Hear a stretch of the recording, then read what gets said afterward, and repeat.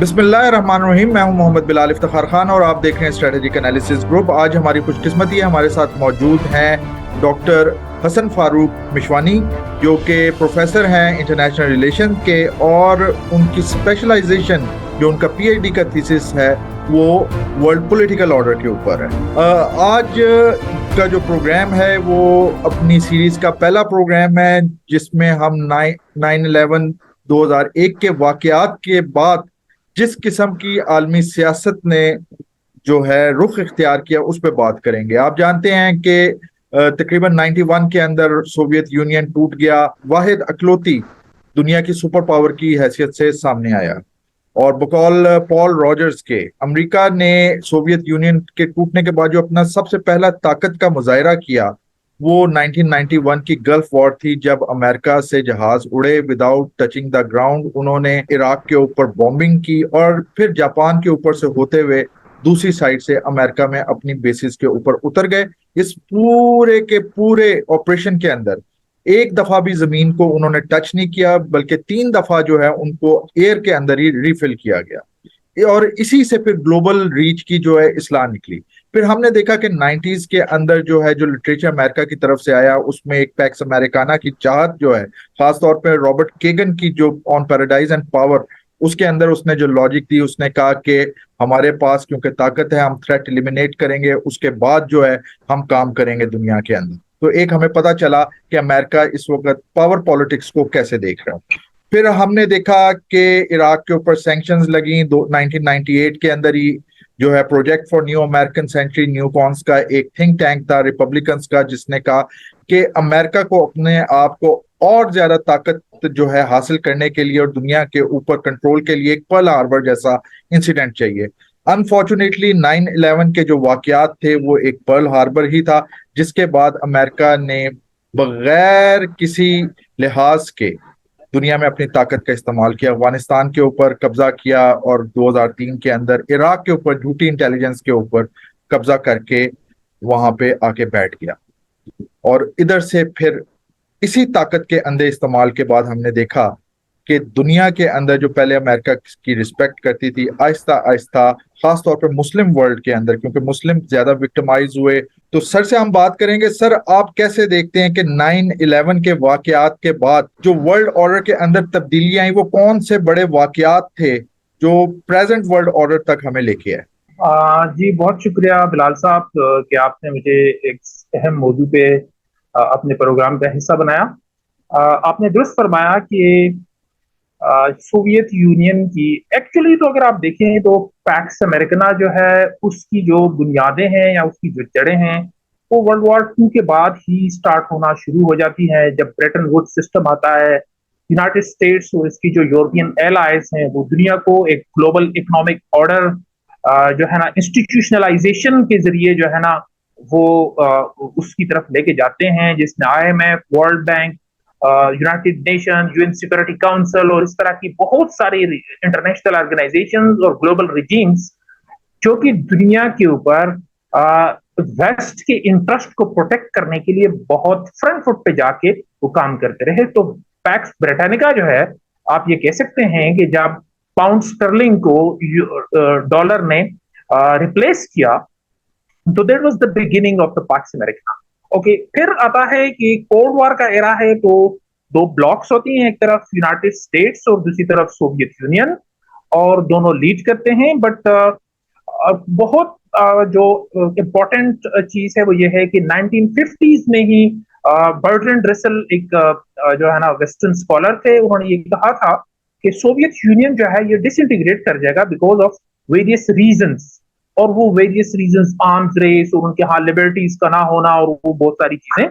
जबकि दूसरी तरफ जो लिबरल वर्ल्ड ऑर्डर था उसकी जो है ना यानी कामयाबियों की और उसकी जो है ना डोमिनेंस की बातें होती रही। और that that was the reason कि जब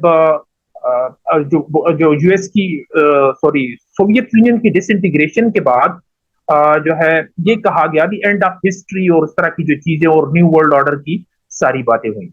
तो आपने अपने इंट्रो में जैसे कहा कि यूनाइटेड स्टेट्स जो है वो दुनिया में एक सोल सुपर पावर के तौर पे जो है 1991 की जो गल्फ वॉर है उसमें उसने अपना न्यू वर्ल्ड ऑर्डर को रजिस्टर्ड करवाया पूरी दुनिया को, और इंटायर जो इंटरनेशनल कम्युनिटी थी, it was at the back of the United states.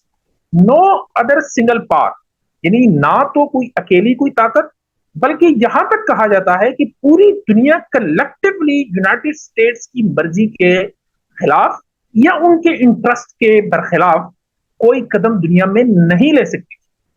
ठीक हो गया। अब यहां पे एक बात बड़ी इंटरेस्टिंग ये बनती है कि यूनाइटेड स्टेट्स एक सुपर पावर से हाइपर पावर की तरफ चला गया, और जब उसको इतनी ओवर डोमिनेंस मिली और complete hegemony over the entire international system जब उसको मिला, तो इस वजह से अमेरिकन माहिरीन ये समझते हैं कि 1990s का जो एरा है, ये अमेरिकन हिस्ट्री का मोस्ट प्रॉस्परस एरा है। उनकी ट्रेड बढ़ गई, उनकी ग्रोथ बढ़ी, अमेरिका में जॉब्स क्रिएशन बहुत ज्यादा हुई because of the oil from the middle east. लेकिन ये जो सुपर पावर से हाइपर पावर की तरफ यूनाइटेड स्टेट्स गया, और 9/11 की इंसिडेंट के बाद यूनाइटेड स्टेट्स ने landed on the land of Wars, warriors, weapons and Bhoj, I mean the graveyard of the great power Afghanistan. तो वहां से यूनाइटेड स्टेट्स का जो पाक्स अमेरिकना है, वो डिक्लाइनिज्म का शिकार होना शुरू हुआ। फिर उसके बाद जलती पे तेल का काम किया, जो गल्फ वॉर थी, फर्स्ट गल्फ वॉर 2003, जो वेपन्स ऑफ मास डिस्ट्रक्शन का एक पूरा ड्रामा रचाया गया इराक के अंदर, और यूनाइटेड स्टेट्स और उसका जो एलाय है यूनाइटेड किंगडम, उन्होंने all out against the international norms और इंटरनेशनल कम्युनिटी की सारी कंसर्न्स को रोनते हुए इराक के ऊपर अटैक किया। और जो इब्तिदाई गोल्स उनको अचीव हुए अफगानिस्तान में, उसने यूनाइटेड स्टेट्स को इतना ज्यादा, यानी आप कह सकते हैं कि ओवर वो किया, यानी बहुत ज्यादा उनको वो खेल गए इस बात पे कि शायद वो दुनिया पे अब जो है ना, यानी इसको ओवर रूल कर सकते हैं। दुनिया को रूल करना तो समझ में आता है, बट रूल आउट करना जो है, that was the big mistake on the part of United States to rule out the entire world. तो वहां से सारी गेम जो है वो उलटती है, और इसी टाइम पे यही एग्जैक्टली वही एरा जब यूनाइटेड स्टेट्स जो है वो $3 ट्रिलियन के करीब अपना पैसा, अपने टैक्स पेयर्स की मनी अफगानिस्तान और इराक में झोंकता है। 3,000 से ज्यादा उनके लोग मारे जाते हैं, और तकरीबन 20 साल वो इस ला हासिल जंग में अपने जाया करते हैं। तो यही वो टाइम है जब चाइना मॉडर्नाइजेशन और इंडिजनाइजेशन की का सफर स्टार्ट करता है, जो आज दुनिया में एक नया इकोनॉमिक पॉलिटिकल ऑर्डर देने के ख्वाब देख रहा है। तो I think this was the twist in the turn. जब यूनाइटेड स्टेट्स जंग की तरफ गया, तो चाइना उस वक्त इंडिजनाइजेशन और मॉडर्नाइजेशन की तरफ। इसी एरा के अंदर हम देखते हैं, अभी एक मैं रिपोर्ट पढ़ रहा था कि 85 कंट्रीज के अंदर जो है अमेरिका ने वॉर ऑन टेरर के नाम पे इंटरवीन किया, ऑपरेशंस किए, और तकरीबन 7 से 8 ट्रिलियन डॉलर का खर्चा आया, और 7,500 के करीब बंदे जो हैं अमेरिकन फौजी जो है इस परसूट के अंदर मारे गए। ओबामा आता है तो हम देखते हैं कि वॉर ऑन टेरर का नाम जो है उसे चेंज कर दिया जाता है, और ओवरसीज काउंटरजेंसी ऑपरेशंस का नाम उसे दे दिया जाता है। सर, इसी दौर के अंदर ग्रेट जो है इकोनॉमिक क्राइसिस आती है 2008 की, उसके बारे में क्या कहेंगे कि 2008 की इकोनॉमिक क्राइसिस की वजूहात क्या है, और उसका आगे जाके इंटरनेशनल ऑर्डर के ऊपर क्या सर असर पड़ता है? जी, बहुत ही इंटरेस्टिंग सवाल आपने पूछा है। मैं समझता हूं कि इट शोज कि आपका सब्जेक्ट के ऊपर बड़ी गहरी नजर है। बिलाल साहब, हिस्ट्री ऑफ इंटरनेशनल पॉलिटिक्स ये बताती है कि every great war is followed by a great economic crisis. हर जो बड़ी जंग होगी दुनिया में, जो ग्लोबल वॉर होगी, इंटरनेशनल वॉर होगी, वो उसके पीछे एक ग्रेट इकोनॉमिक क्राइसिस आता है। द रीजन इज कि जो ग्रेट पावर्स होती हैं या जो वॉरिंग पार्टीज होती हैं, वो अपना टैक्स पेयर मनी को वॉर में जो है ना, और बॉम्ब्स और बारूद में जो है ना वो झोंक देती है। और फिर उसके बाद जैसे आप देखें, यूक्रेन वॉर के बाद पूरी दुनिया में जो है ना एक वो आया है, जिसे कहते हैं ना, यानी एक इकोनॉमिक जो है ना वो डिप्रेशन सी आ रही है, और पूरी दुनिया में इन्फ्लेशन बढ़ रही है, फ्यूल जो एनर्जी कॉस्ट है वो बढ़ रही है। तो same was the case in United states. जब अमेरिका 2001 और 2003 में अफगानिस्तान और इराक के अंदर जंग लड़ता है, तो फिर उनकी मॉर्टगेज पॉलिसी आती है, जो वो ये समझते हैं कि अपनी इकोनॉमी को बूस्ट करने के लिए वो, क्योंकि अमेरिकन इकोनॉमी जो थी वो अंदर से बहुत ज्यादा डेंट खा चुकी थी, तो जो लोगों का और जो बैंकों का इंटरेस्ट जो वो था, यानी उनका जो उनकी जो उसके ऊपर जो सेटिस्फेक्शन थी वो नहीं था उनका, उसके ऊपर वो नहीं हुआ, तो उन्होंने लोगों ने अपने पैसे निकालने शुरू किए और जो वॉल स्ट्रीट था वो कोलैप्स कर गया। Now here was the point, और here was the turning point कि 2008 का जो इकोनॉमिक क्राइसिस है, यहां चाइना ने बढ़ के ग्लोबल इकोनॉमिक ऑर्डर को रीसेलेक्ट करने में अपना रोल प्ले किया। यहां मैं एक एनालॉजी ड्रॉ करना चाहूंगा। जब वर्ल्ड वॉर वन होता है तो उस वक्त चूंकि पैक्स ब्रिटेनिका था दुनिया में, यूनाइटेड किंगडम जो था उस वक्त वो सुपर पावर था, और जब वो वॉर की वजह से यूरोपियन इकोनॉमीज जो है वो बुरी तरह जो है ना उन्होंने सफर किया, तो यूनाइटेड स्टेट्स ने पहली दफा 1923-24 में एक डेविस इकोनॉमिक असिस्टेंस प्लान दिया था जर्मनी के लिए। ठीक है, उस प्लान का वो ये था कि जर्मनी को यूनाइटेड स्टेट्स ने लोन देना था, जर्मनी ने वो लोन यूरोपियंस को एज अ वॉर पेनल्टी के तौर पे वापस करना था, और बेसिकली उस वक्त यूनाइटेड स्टेट्स का मकसद ये था कि अगर जर्मनी उनको जो वॉर रिपरेशंस हैं, यानी जो जंग की पेनल्टी है, वो अगर फ्रांस और यूनाइटेड किंगडम को पे ना कर सका, तो फ्रांस और यूनाइटेड किंगडम ने जो वॉर के दौरान अमेरिकन से लोन्स लिए हैं या उनसे जो असला खरीदा है वो उसकी पेमेंट करने में नाकाम हो जाएंगे। तो यूनाइटेड स्टेट्स ने उस वक्त कोई $2.5 बिलियन जो है वो जर्मनी पे एहसान किया और उनको वो कर्जा दिया। तो same was the case in 2008, जब यूनाइटेड स्टेट्स की इकोनॉमी सफर कर रही थी, तो चाइना ने उस वक्त जाके जो G7 का 2009 में जो G7 जो का समिट हो रहा था, तो बराक ओबामा ने अंजेला मेर्केल जो जर्मनी की चांसलर थी उससे रिक्वेस्ट की कि आप यूनाइटेड स्टेट्स को अपनी एक्सपोर्ट्स जो है वो कम कर दें और हमसे अपनी इंपोर्ट्स बढ़ा दें, क्योंकि हमारी इकोनॉमी बहुत बुरी तरह सफर कर रही है। और जर्मन चांसलर ने स्ट्रेट अवे रिफ्यूज किया। यहां पे चाइना ने as a global economic super power के तौर पे अपने आप को एस्टेब्लिश करने के लिए पहला स्टेप लिया, और जो सफरिंग इकोनॉमीज थी वर्ल्ड ओवर उनको लोन्स दिए, उनके साथ इंफ्रास्ट्रक्चर और एमओयू साइन किए, उनके साथ डिफरेंट, यानी चाइनीज ने अपनी जो इकोनॉमी का उनकी जो स्ट्रेंथ थी उसको इंजेक्ट किया ग्लोबल इकोनॉमी में। यहां से दुनिया की जो राइजिंग प्लेयर्स थे और इवन एग्जिस्टिंग जो ग्रेट पावर्स थी, जो ग्रेट इकोनॉमीज थी, उनको भी इस चीज का अंदाजा हुआ कि दुनिया की इकोनॉमी का जो किबला है वो वेस्ट की बजाय चाइना की तरफ शिफ्ट होना शुरू हो चुका हुआ है। तो ये वो बुनियादी तौर पे पहला इंटरनेशनल फोरम पे एक अपॉर्चुनिटी थी चाइना के लिए, जहां पे उसने अपने आप को शो किया कि यस, चाइना एक राइजिंग इकोनॉमिक ग्रेट पावर है, और जो ग्लोबल इकोनॉमीज जो थी उन्होंने उनके ऊपर ट्रस्ट करना शुरू किया। Prior to Iraq invasion Middle East का ऑर्डर हमें ये नजर आ रहा है, मोनार्क्स हैं जो अमेरिकन सपोर्टेड हैं, जबकि दूसरी तरफ अरब नेशनलिस्ट हैं जिसके अंदर जो है जमाल अब्दुल नासिर हो गया या उस बशारुल असद या उसका वालिद हो गया। इनकी हुकूमत जो है पैन अरबिज्म के ऊपर यकीन रखती है और रशिया से अपनी आइडियोलॉजिकल जो है ना वो ले रही है।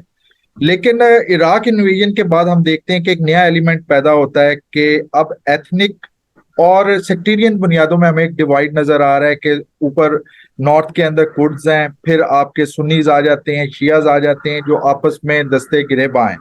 और ऐसे हालात में हमें नजर आ रहा है कि सबसे ज्यादा जो डोमिनेंस मिल रही है वो इसराइल को मिल रही है, क्योंकि ये तीनों मुस्लिम फोर्सेस तो आपस में दस्ते गिरेबा हैं और फायदा जो हो रहा है वो इसराइल को हो रहा है। अच्छा सर, फिर वो क्या आप देखते हैं कि इसमें क्या ये अरब स्प्रिंग था जिसके बाद ये जो हमारी अरब मोनार्कीज थी उनके अंदर एक रियलाइजेशन आती है, और उस रियलाइजेशन के बाद हम देखते हैं कि शायद अमेरिका से वो दूर हो रहे हैं या फिर वो एक नया ऑप्शन खोलना चाह रहे हैं? आप इसके बारे में क्या कहेंगे सर, इस प्रपोजिशन के बारे में? जी देखें, अरब स्प्रिंग जो है ना, ये बहुत ही इंटरेस्टिंग आप समझते हैं कि डिबेट है, और मैं ये समझता हूं कि जिस बंदे ने इसको अरब स्प्रिंग का नाम दिया है वो इंतहाई काबिल तारीफ है। उसकी जहानत जो है ना वो बड़ी और उसका इंटेलेक्चुअल लेवल बहुत हाई है कि उसने इंतहाई एक जैसे कहते हैं ना इंटेलिजेंटली इस चीज को जो है ना यानी इसको एक नॉमेनक्लेचर दिया है अरब स्प्रिंग। बुनियादी तौर पे ये है कि देखें दुनिया में जो यानी आप कह सकते हैं कि डेवलप्ड कंट्रीज हैं, फर्स्ट वर्ल्ड है, वहां पे क्या है? वहां पे पहली चीज है कि वहां पे तरक्की है, इकोनॉमिक डेवलपमेंट है। सेकेंडली वहां पे क्या है? सोशल प्रोटेक्शन है, ठीक है, और फ्रीडम्स है लोगों के पास, वहां पे लोगों का आजादियां हैं। तो ये फर्स्ट वर्ल्ड कहलाती है। और आज की दुनिया में वैसे तो फर्स्ट वर्ल्ड सेकंड वर्ल्ड जो है ना, अगर कोल्ड वॉर के पर्सपेक्टिव में देखें तो फर्स्ट वर्ल्ड वो थी जो यूनाइटेड स्टेट्स को सपोर्ट कर रही थी, सेकंड वर्ल्ड वॉर थी जो कम्युनिज्म या सोवियत यूनियन को सपोर्ट कर रही थी, थर्ड वर्ल्ड वो थी जो नॉन अलाइंड थी, यानी जो किसी भी क्लब में नहीं थी, तो उनको थर्ड वर्ल्ड कहा गया। लेकिन 1990s के बाद या यूनिपोलर वर्ल्ड में ये जो स्ट्रेटजीज हैं या ये जो डिवीजन है, ये थोड़ी सी इसके डायनामिक्स चेंज होते हैं। तो फर्स्ट वर्ल्ड तो वो हो गई। सेकंड वर्ल्ड वो है जिसमें इकोनॉमिक डेवलपमेंट तो है, वहां पे इकोनॉमीज ने ग्रो जरूर किया है, लेकिन वहां पे फ्रीडम्स नहीं है, लोगों को सिविल प्रोटेक्शन नहीं है, उनके सिविल राइट्स उसी तरह गारंटीड नहीं है जिस तरह के फर्स्ट वर्ल्ड में। अब उसके बाद आ जाता है थर्ड वर्ल्ड। थर्ड वर्ल्ड वो है कि जहां पे इकोनॉमीज भी बहुत अच्छी नहीं है और जो फ्रीडम्स है वो भी बहुत ज्यादा स्ट्रांग नहीं है, उनकी हालत भी बहुत अच्छी नहीं है। अच्छा, तो majority of the Muslim countries जो थी, स्पेशली जो अरब वर्ल्ड थी जिसमें मोनार्कीज थी, वहां पे यही सूरत हाल थी कि वहां पे डेमोक्रेसीज नहीं है, अभी भी नहीं है और उस वक्त भी नहीं थी। और ये इनकी इकोनॉमीज भी जो थी, चूंकि पेट्रो डॉलर की वजह से थोड़ा बहुत इनको बूस्ट जरूर मिला था पिछले कुछ दहाइयों में, लेकिन फ्रीडम्स वहां पे नहीं थी और मोनार्क्स थी जो डेकेड्स लॉन्ग थी आप सारी। अच्छा, लेकिन एक चीज यहाँ पे थी, इस थर्ड वर्ल्ड के अंदर एक चीज एग्जिस्ट करती है, दैट इज द ऑर्डर। कि सिस्टम चल रहा होता है, निजाम चल रहा होता है, सिस्टम जितना भी कमजोर हो, even then the people trust, लोगों को उस पर यकीन जरूर होता है। अब इंतहाई माहिराना तरीके से इस एक जो मोनार्कीज के अंदर अरब वर्ल्ड थी, जहां एक निजाम चल रहा था, गो के मोनार्किक था, गो के वो नहीं था, डेमोक्रेटिक नहीं था, बट स्टिल स्टेबिलिटी थी वहां पे, इस्तेकाम था वहां पे, लोगों का उस निजाम के ऊपर यकीन जरूर एग्जिस्ट करता था। अरब स्प्रिंग के थ्रू एक पूरी रिजीम चेंज की एक स्ट्रेटेजी बनाई गई, जिसको पूरे अरब वर्ल्ड के अंदर एक चश्मे की तरह, पूरे जैसे चश्मे का पानी बहना शुरू हो जाता है from one country to the other, Morocco से लेके इधर यमन तक और इराक तक और सारे जो है ना, इवन हत्ता के बड़े मजबूत कतर जैसे मजबूत मुल्कों को भी, सऊदी अरब जैसे मजबूत मुल्कों को भी इससे थ्रेट मिलना शुरू हुआ। लेकिन समहाउ तीन चार कंट्रीज में, जैसे लीबिया है, जैसे बहुत, तो उनको उनकी हुकूमतों को और उनकी अवाम को लड़ाया गया और वहां पे जो स्टेबिलिटी थी उसको क्रैश किया गया। अब इस पूरे सिनारियो में हुआ क्या कि जब ये मुल्क या यहाँ पे जो एथनिक वो थी यानी डिवीजन जो थी, वो जब आपस में लड़ना शुरू हुए, उसका अल्टीमेटली फायदा किसको हुआ? एक जो अरब इजराइल कॉन्फ्लिक्ट एक जमाने में था, यानी 1948 से ऑनवर्ड, ठीक है, ओस्लो अकॉर्ड और उस तक ये अरब इजराइल कॉन्फ्लिक्ट समझा जाता था। लेकिन 9/11 के बाद और पर्टिकुलरली फिर जब ये अरब स्प्रिंग का यानी 2010 ऑनवर्ड या 2011, और उसमें दिसंबर 2010 में ये पहला मोरक्को में इंसिडेंट होता है और फिर 2011 में से ऑनवर्ड ये फिर शुरू होता है।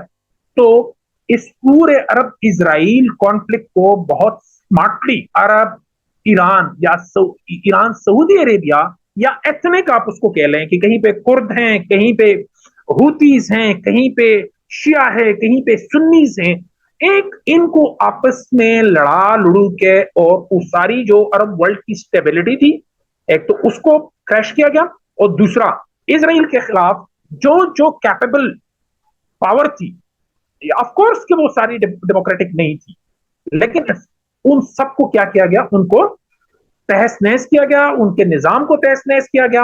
आज इंटायर जो अरब वर्ल्ड है वो one after the other American appeasement और इसराइल की अपीजमेंट के लिए वन बाय वन वो उसको ना सिर्फ तस्लीम कर रहे हैं, बल्कि उनके जो मफादात हैं खित्ते में या पूरी दुनिया में उसको प्रोटेक्ट कर रहे हैं।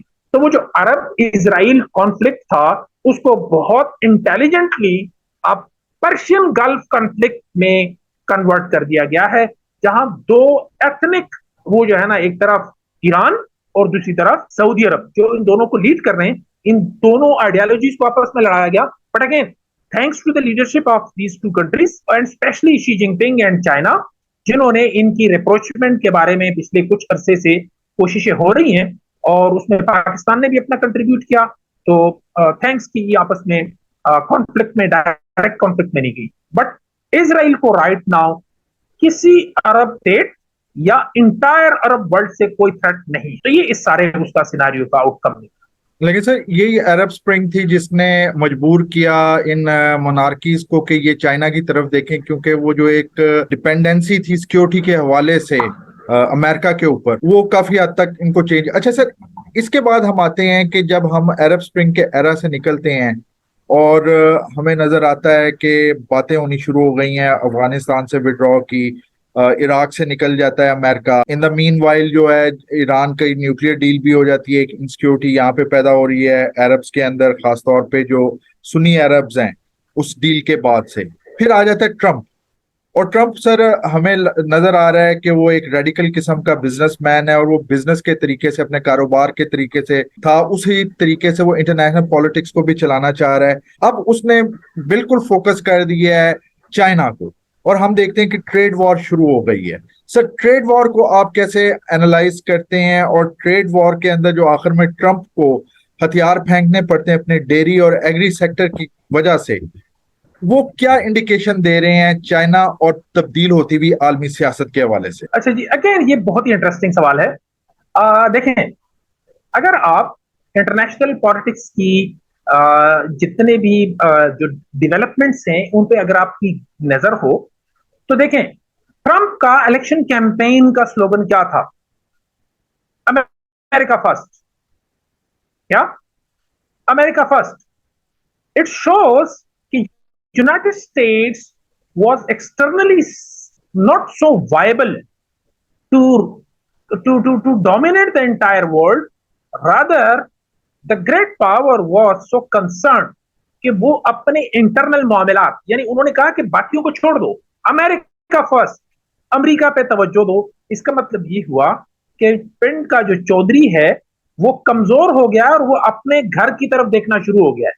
तो मैं भी ये समझता हूं कि यूनाइटेड स्टेट्स का प्रेसिडेंट डोनाल्ड ट्रंप का व्हाइट हाउस में आना इटसेल्फ ये शो करता है कि यूनाइटेड स्टेट्स लिबरल वर्ल्ड का जो लीड कर रहा था, लिबरल वर्ल्ड ऑर्डर को यूनाइटेड स्टेट्स लीड कर रहा था, और डोनाल्ड ट्रंप की वो तमाम जो है ना, वो एंटी इमिग्रेशन पॉलिसीज, और वो मैक्सिकन वॉल, और वो मुसलमानों के खिलाफ कि जी मैं यहां से उनको वो करूंगा, वो सारी लिबरल, अच्छा जी मैं जी टैक्स को वो करूंगा, मैं टैरिफ लगाऊंगा, मैं अमेरिकन को जॉब दिलाऊंगा। दिस इज व्हाट शोज कि United States was as a liberal, as a champion of the liberal world, अंदर से काफी हद तक कमजोर हो चुका था, जिसकी वजह से इन सारे नारों ने जो ट्रंप ने लगाए थे अमेरिकन को फैसिनेट किया, उनको अट्रैक्ट किया। डोनाल्ड ट्रंप जो है, ये हम ये समझते हैं कि यार वो एक बहुत ही यानी इनसेन किस्म का आदमी था। I think he was a businessman, और वो समझता था कि अमेरिका का बिजनेस नर्व इस वक्त क्या कहता है, और उसने बहुत स्मार्टली प्ले किया उसको। तो फिर उसके बाद वो सारी जो उसने जो है ना वो ट्रेड वार लगाई, और उसने सैंक्शंस लगाई, और उसने टैरिफ लगाए, और वो सारी चीजें। तो again the irony of situation ये है कि the champion of liberal world order restrictions, trade tariffs और कस्टम ड्यूटीज की बात कर रहा है, और वो कम्युनिस्ट और सोशलिस्ट चाइना फ्री वर्ल्ड और फ्री ट्रेड्स की बातें करता है। तो अगेन आप देखें कि ये किसका वो है, यानी आप कह सकते हैं कि फ्लैग है, और ये किसके हाथ में। मैं ये समझता हूं कि ये लिबरल वर्ल्ड का वो फ्लैग है जो किसी जमाने में अमेरिका के हाथ में था, और आज वो तकरीबन चाइना के हाथ में आ चुका हुआ है कि चाइना कह रहा है कि don't talk about the tariffs, don't talk about the trade duties, talk about the free trades. और वो डिफरेंट कंट्रीज के साथ एफटीएस कर रहा है, फ्री ट्रेड एग्रीमेंट्स कर रहा है, जबकि दूसरी तरफ अमेरिका क्या कर रहा है? अमेरिका पूरी दुनिया को किसी के ऊपर ट्रेड एम्बार्गो कर रहा है, जैसे चाइना, जो कि लार्जेस्ट ट्रेडिंग पार्टनर है यूनाइटेड स्टेट्स का। सॉरी चाइना का, ठीक है। $4 ट्रिलियन के करीब उनका जो है ना वो तकरीबन ग्लोबल ट्रेड बनता है।